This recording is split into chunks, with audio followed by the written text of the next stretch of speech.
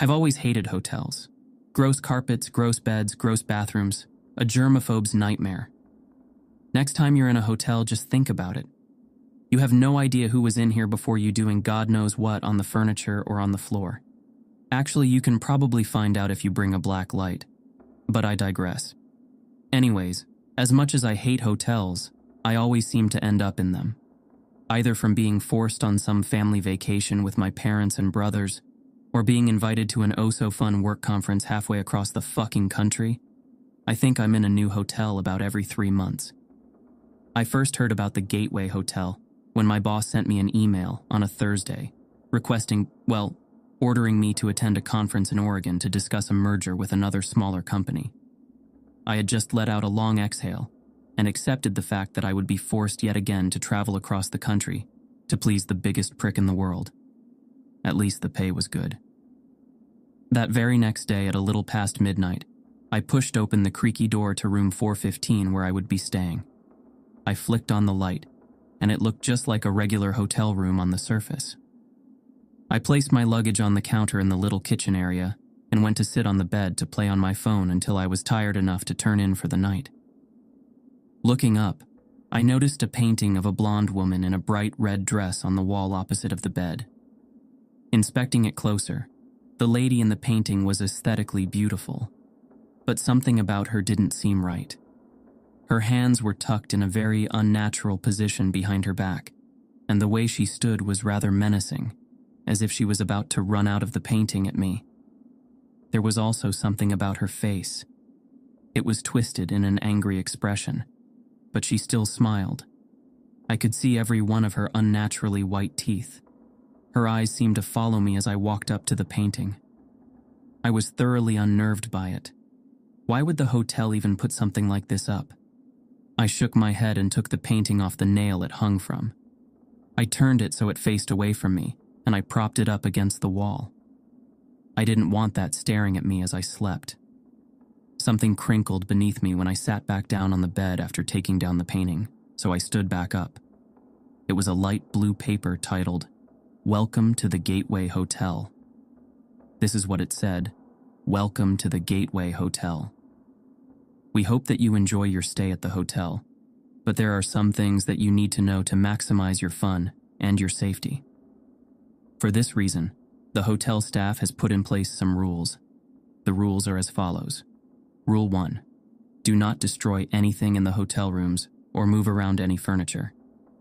It makes cleaning up afterwards a pain for our lovely cleaning staff, and extra charges will be added to your bill if we find that you have broken this rule. Rule 2. Please do not engage in any intercourse. The staff hates cleaning it up, and there's a hotel specifically made for just that a few blocks away. Rule 3. Do not leave the television on all night. The hotel needs to spend less on the electricity bill to keep all of the lights on. Rule 4. Do not leave uncovered food out in your room. This may attract unwanted attention from critters that can smell the food. Storage in the refrigerator or cabinets is okay, as long as the food is covered. Rule 5. Do not leave your room from 1 a.m. to 4 a.m. This is when the cleaning staff are working on cleaning the halls, but no need to worry, they won't make much noise. Rule 6. If your room's phone rings at 4:14 a.m., do not answer. Rule 7.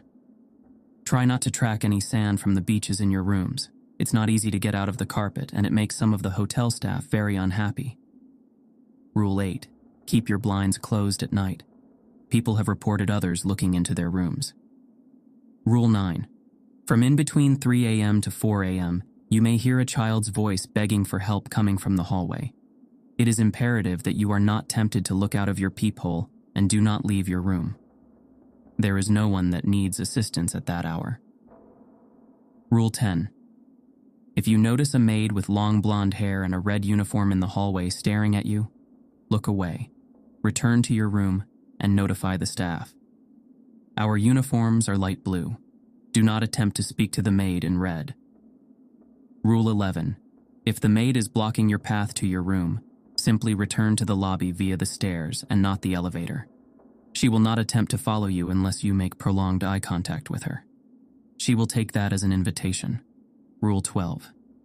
If you are in the elevator and see a button marked B2, Do not push it. We do not have a second basement level. Rule 13. If you do happen to accidentally push it, do not make eye contact or speak with anyone who may get on at that level, no matter what. Stand in front of the buttons on the elevator to prevent them from pushing any. Keep your head down and push the button marked L to reach the lobby, get to the front desk, and inform the person there what has happened. Again, do not make eye contact or speak with any of the passengers that get on at B2. Rule 14. Do not enter room 414 if you see that it is open, even if you hear someone calling for you by name inside. Do not approach the door and don't attempt to close it. Contact the staff immediately and we will take care of it. That room is out of bounds and should be shut and locked at all times. Thank you for choosing the Gateway Hotel. We hope you have a wonderful stay, and don't forget to follow the rules. Sincerely, the staff at the Gateway Hotel. What the actual fuck is this? This has to be some kind of stupid prank from a completely irresponsible staff member that thinks it's funny to scare their guests. I have half a mind to call the front desk and report this idiotic joke. I glanced over at the cheap digital clock on the nightstand. It's almost 12:30 at this point, and I'm really not so much of a stuck-up bitch that I would bother the front desk with something so trivial. I might report it when I leave for my meeting tomorrow. I groaned when I realized that I would have to wake up at 4 a.m. to get ready. Thankfully, I got some sleep on the flight here. I began to get settled into bed. As I lay under the scratchy beige comforter, I couldn't help but look down at the blue paper that now lay on the floor from when I had crumpled it and tossed it towards the trash can. I hate to say it, but I can't really get comfortable thinking about the contents of that paper. I closed my eyes, but immediately opened them again when I realized that I had already broken the first rule. I had taken the creepy painting down from the wall. Hesitantly, I sat up and looked at the wall across from the bed. Even in the darkness of the room, I could tell that the painting was back up. A chill ran down my spine as I noticed the woman in the painting was even closer than she was before. Her face was somehow even more twisted. I quickly lay back down and shut my eyes. Guess I'm not moving the painting again. Hopefully I'm just being paranoid. Even though the rules are probably a joke, they still made me a bit nervous. The painting back on the wall was probably just a result of me scaring myself in sleep deprivation. Then again, I'm too scared to check. I'll update later after I talk to the front desk tomorrow morning. Edit. It's 1:12 a.m. I can't sleep. I think I just heard something tap on the window of my room. I'm on the 4th floor. I still can't really wrap my head around what the hell happened last night in that goddamn hotel. But I'll try to recount my experiences up until now, in the order in which they happened. I didn't want to write everything down and relive it again, but I feel like I owe it to everyone to recount my story. Even if it only stops just one person from booking a night at the Gateway Hotel, that'll be enough for my conscience. I edited my last post about an hour after I first posted, while frozen in bed, hiding under the cheap hotel comforter at 1:12 a.m. I had heard a tapping on my window. I really hadn't wanted to get up to look, but I wanted to prove to myself that it was a tree or some shit like that. I stood up from the bed and crept to the curtained window in the dark. I avoided even looking towards the painting on the wall, not wanting to see the woman again. I knew she was still there and staring in my direction. I could feel her eyes follow me as I made my way across the room to the window. The almost rhythmic tapping continued as my fingers wrapped around the edge of the curtains and pulled back quickly, not even giving myself time to hesitate. Damn, I really wish that I had hesitated. I never expected that I would see the grotesque face of a man staring back at me. The man's face almost looked like it was rotting off as he... No. It grinned at me, revealing yellow and brown teeth. Its sunken eyes met mine as I stared at the thing clinging to my window and tapping on it with a disgustingly long fingernail attached to a twisted and wrinkled hand. I had really convinced myself that it was going to be a fucking tree tapping on the window, not some fucking zombie guy who had somehow made it up to my window on the 4th floor. I hate to admit it, but I screamed and fell back, landing on the floor. Who wouldn't? There was no balcony outside and nowhere for this guy to stand to reach my window unless he was fucking Spider-Man. I lunged for the phone and quickly dialed the number for the front desk that was scrawled on a piece of masking tape stuck to the phone. "Hello, this is the Gateway Hotel's front desk. How may I help you?" "Hello, yeah, there's some guy outside my window tapping on the glass. I'm even on the 4th floor, how?" "Please refer to the list of rules that the hotel has provided you with. If you read the 8th rule, you will see that you should have kept your windows covered." "Yeah, but I'm on the 4th floor." "That's never stopped them from peeking in. Please ignore any tapping that may follow. Now that you've acknowledged them, they will continue tapping all night. Remember to follow the rest of the rules carefully. Have a good night, ma'am." The phone line went dead. I slammed down the phone back into the receiver, cursing. I walked over to where the balled-up rules lay on the floor and picked them up. I smoothed the paper and reread it, over and over and over. I put my head in my hands as I sat in the room that had looked so ordinary just an hour ago. I eventually put the rules on my nightstand and laid down on the bed. I looked over at the digital clock on the nightstand. 1:46 a.m. I jumped and hid under the covers as the tapping on the window started up again. I had tried to sleep, but it proved impossible. The tapping on the window and my growing feeling of fear kept me up for hours. That is, until the alarm on my phone went off at 4 a.m., causing me to almost scream. I got ready for my meeting quickly, anxious to leave the hotel. I checked the rules again, making sure that I could leave the room. The clock read 4:13 a.m. I sighed in relief when I saw that I could leave.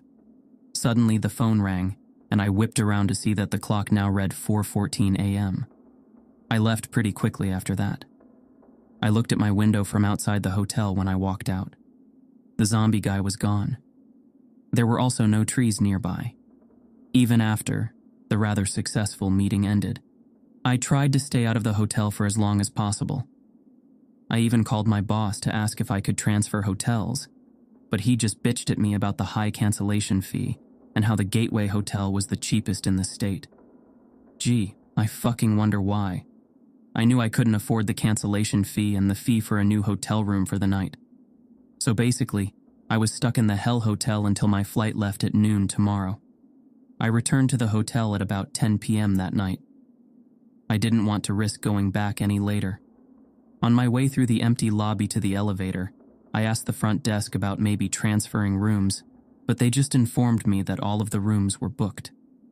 As I walked into the elevator, I suddenly realized that I hadn't seen anyone else in the hotel besides the front desk staff. If they were totally booked, shouldn't I have seen someone by now? Or at least heard them? On my way up to my room, I saw the elevator button for B2. Not surprisingly, I didn't feel any urge to push it. There was so much tension in the air as I walked down the silent, dimly lit hallway to my room. I reached the door and unlocked it with my key. I walked in and turned before I closed the door. My room was right across from 414. The door was closed, and it just looked so ordinary.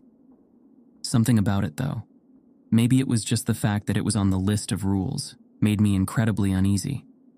I could have sworn that I saw a flash of red pass my door as I closed it.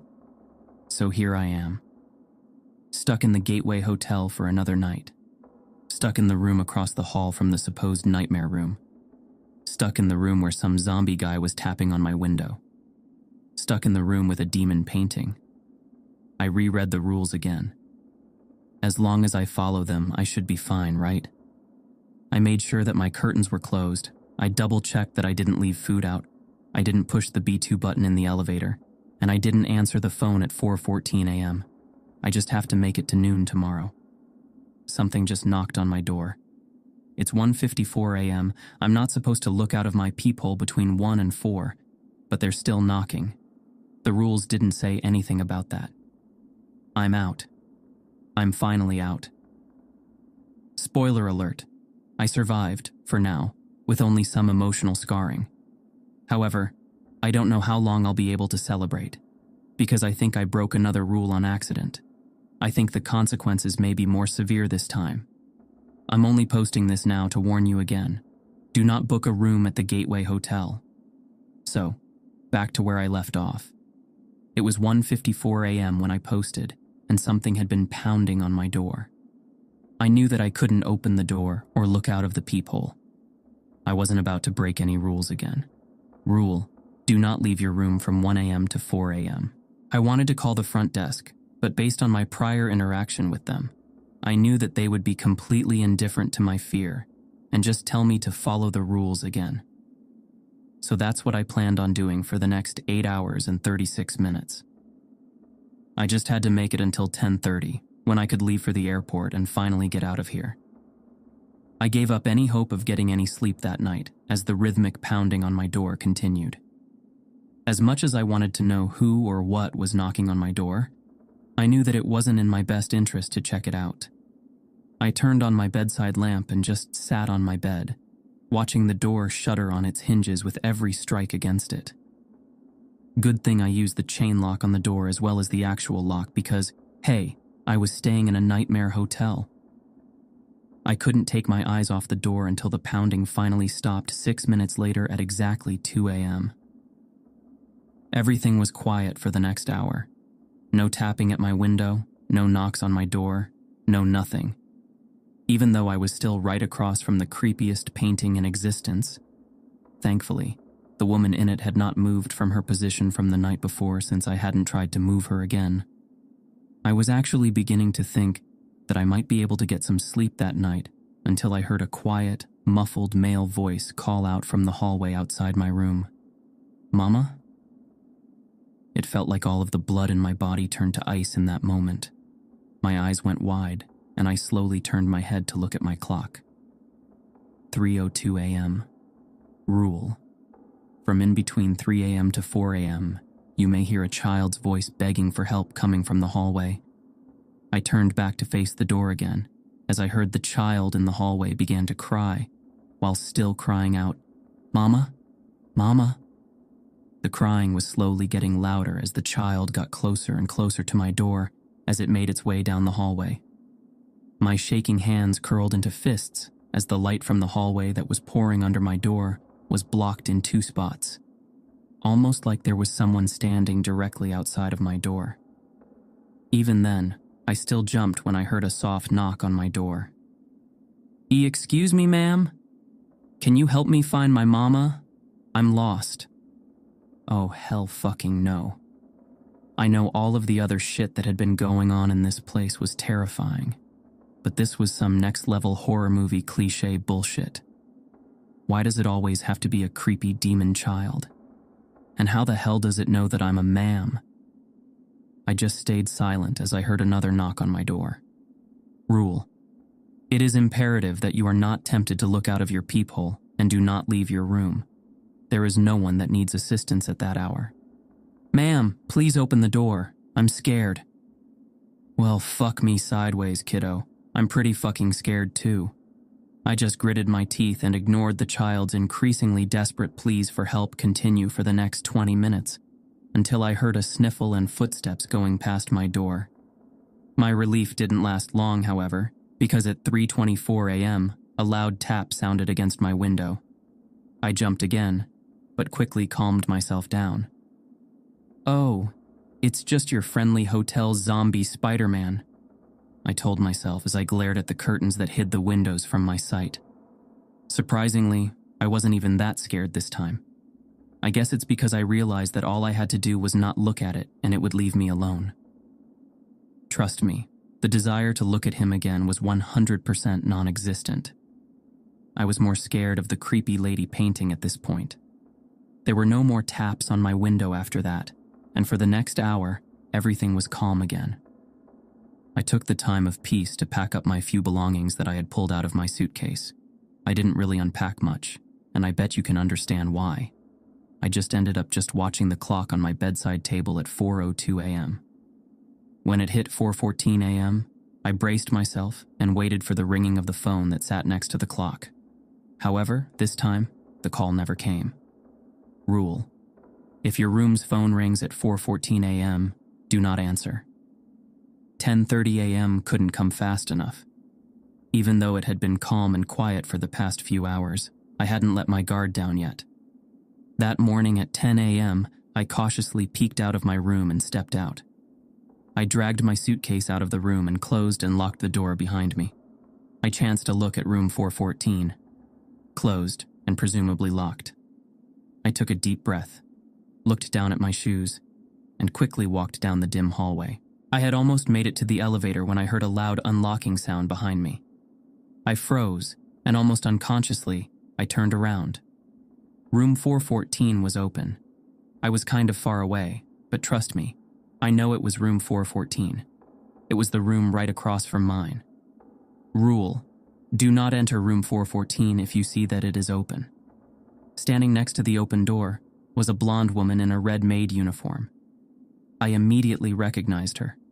She was the ghastly woman with the angry, twisted face that wore the red dress in the painting. The woman who had stared at me from across the room during my 2 sleepless nights at the hotel. And she was smiling the same white, toothy smile.